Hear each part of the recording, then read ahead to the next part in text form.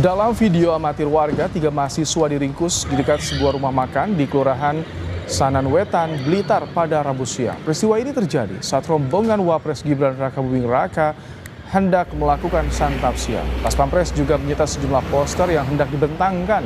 Sementara Polres Blitar Kota membenarkan peristiwa itu, tapi membantah adanya penangkapan. Kita tadi salah satu menyebut soal kebebasan berekspresi.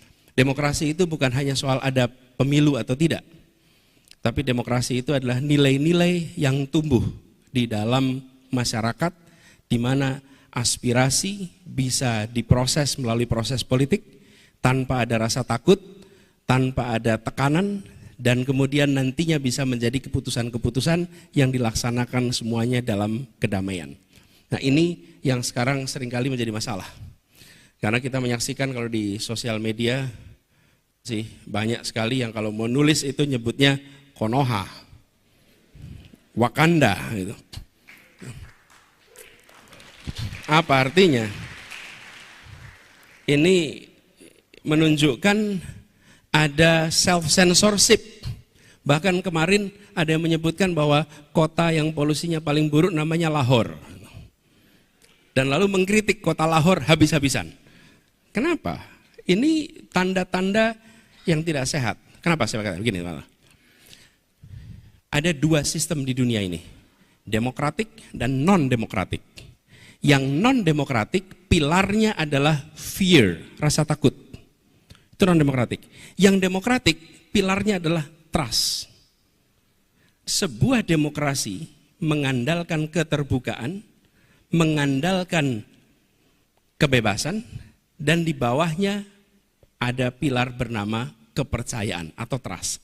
Non-demokrasi, dia mengandalkan kepada rasa takut, fear. Karena itu perhatikan, rezim-rezim otoriter pasti menggunakan rasa takut untuk menjalankan kekuasaannya. Begitu rasa takut itu hilang, rezimnya tumbang. Arab Spring, Filipina, kemudian Iran, Afrika Utara, bahkan ketika transisi di 97-98, itu karena fear itu hilang, semua bergerak. Begitu fear hilang, maka rezim tumbang. Nah, ketika kita dalam demokrasi dan ada fear, sesungguhnya ini tanda-tanda yang tidak sehat. Karena itu harus dikembalikan. Kebebasan berbicara harus menjadi prioritas yang harus kita bereskan di dalam tahun 24 ke depan. Harus. Jadi, kalau ada pasal-pasal di dalam undang-undang yang mengganggu kebebasan berekspresi, sudah seharusnya itu direvisi dan harus bisa melindungi justru kebebasan berekspresi, bukan malah menghalangi kebebasan berekspresi. Apa tanda-tanda demokrasi? Satu, adanya oposisi. 2, adanya pembagian kekuasaan. 3, adanya kebebasan berbicara. Itu ciri demokrasi. Kalau oposisi ditiadakan, maka demokrasi melemah. Kalau legislatif, yudikatif, jadi mengalami eksekutifisasi, nah itu demokrasi lemah. Bila kebebasan berbicara ditahan, maka demokrasi akan lemah. Nah, mahasiswa punya tugas menjaga 3 ini supaya tetap hidup.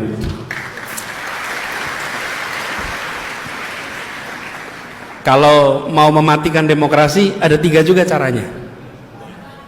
Hah? Udah dipraktekin. Ini jangan dikasih tahu katanya, udah dipraktekin. Satu, ganti aturan main. Bener nggak tuh? Yang kedua, singkirkan lawan dari pertandingan. Jangan sampai ikut pertandingan. Yang ketiga, kuasai wasit. Nih, jadi kalau mematikan demokrasi 3 itu, diingat-ingat ya. Diingat-ingat bukan untuk dipraktekkan. Ini diingat-ingat untuk melihat tanda-tanda. 1, aturan main diubah. Yang kedua,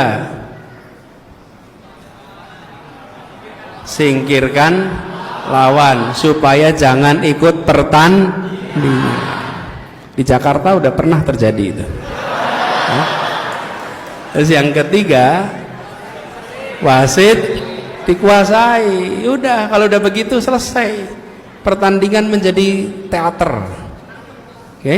Nah, ini teman-teman 3 ciri demokrasi, teman-teman bantu jaga, dan 3 ciri-ciri mematikan demokrasi, teman-teman bantu cegah. Mahasiswa menjadi kekuatan untuk menjaga demokrasi dan mencegah matinya demokrasi. Oke. Teman-teman sekalian, terima kasih pada seluruh hadirin semua di sini yang sudah hadir menyempatkan waktu. Senang sekali bisa kembali ke Jogja. Gini, namanya siapa? Willis. Willis, insya Allah pada tahun depan saya kesini, insya Allah Anda boleh tanya, ya. Iya, nggak apa-apa, next time. Soalnya kalau nggak akan ada habisnya, ya. Teman-teman sekalian, terima kasih kehadirannya. Titip salam untuk teman-teman mahasiswa semua. Assalamualaikum warahmatullahi wabarakatuh.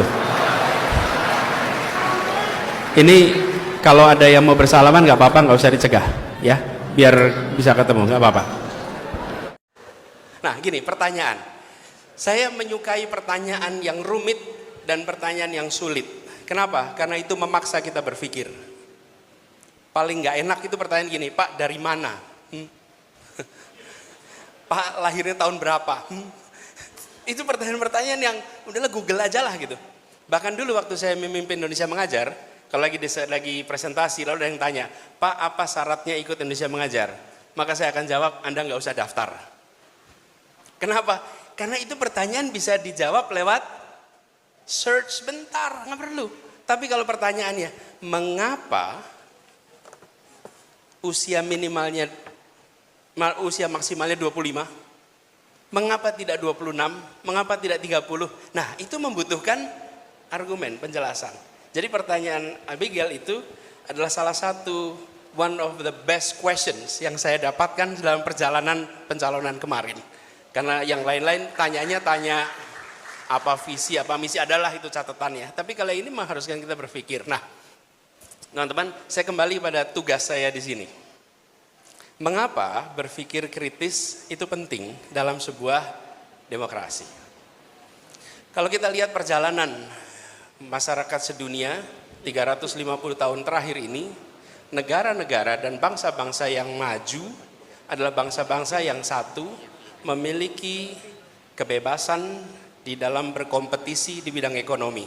Kita biasa menyebutnya dengan ekonomi pasar, tapi intinya kebebasan berkompetisi. Yang kedua, kebebasan untuk berkompetisi gagasan di dalam mengelola masyarakat, yang kita biasa sebut istilahnya demokrasi. Tapi intinya adalah ada kompetisi, ada kebebasan.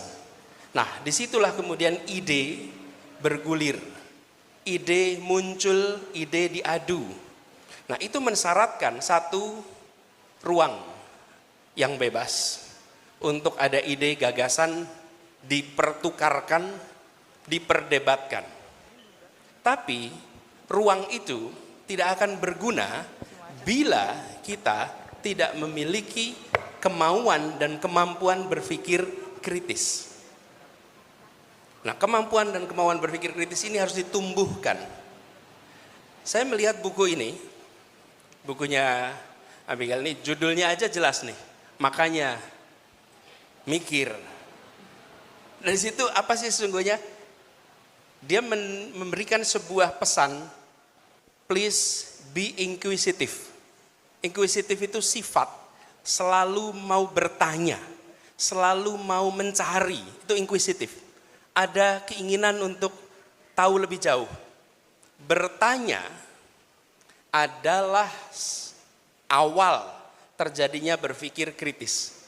Dan masyarakat yang memiliki kebebasan untuk kompetisi ekonomi, kebebasan untuk kompetisi gagasan yang biasa disebut dengan demokrasi,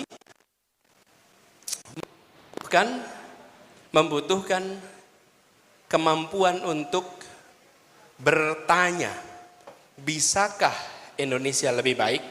Bagaimana caranya mengelola ini lebih baik? Bagaimana menjalankan sesuatu dengan pendekatan yang berbeda? Sifat inkuisitif ini yang dibutuhkan. Halo teman-teman, berjumpa bersama saya di Politik Dangi. Kalau kita melihat bagaimana Gibran berkunjung ke salah satu daerah, teman-teman, dan di situ ada beberapa pemuda yang ingin membentangkan poster kritikan terhadap Gibran ya. Namun naasnya, ya alih-alih ingin menyuarakan keresahan, ya para pemuda ini malah dihalau, ditangkap oleh para pas pampres ya, dan tidak boleh membentangkan kritikan apapun.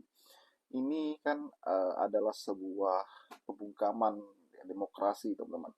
Bagaimana Anies mengatakan bahwa demokrasi itu adalah nilai-nilai yang dimiliki Indonesia ya, adalah suatu kebebasan menyampaikan pendapat ya melalui apapun. Dan hal seperti inilah yang kurang baik ya. Bagaimana menurut kalian?